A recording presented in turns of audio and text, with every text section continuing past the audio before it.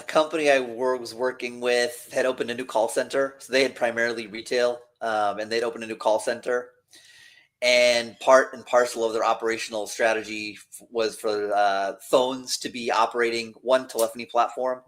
So Yeah. basically, John, you call your local branch and no one can answer the phone there. So this all happens within milliseconds, but it fans out in concentric circles until it reaches the call center. So at the call center, there's all kind of metrics around phone performance, right? Average handle time, what's the length of the call, how quickly are call being answered. So now we're looking at that data at the branch level, at the retail branch level. And the regional sales leaders didn't believe what the data was telling them because it was such poor performance. Yeah.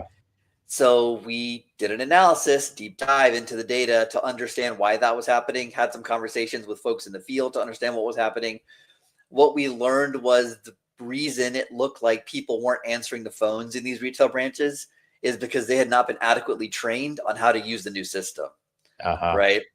And so the story was, look, we're spending millions on marketing to generate demand to drive calls into our call center or into our branches. We need to train people to understand that answering the phone is a really important bit in terms of driving sales conversion and customer service.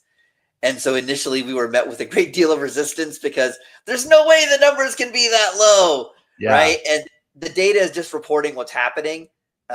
So we got one of the regional leaders on board, convinced him that this was actually not necessarily reflective of behavior in the branches, that they were answering the phones, but they may not have been answering them based on how the system was set up.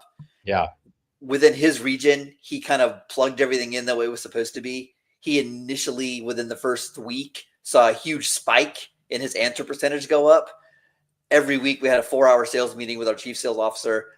Once we were able to use him as not only an anecdotal example, but a data-driven example of what good looks like, all of the rest of the regions fell on board. Yeah. And then you started seeing sales conversion go up because people were answering the phones. Yeah.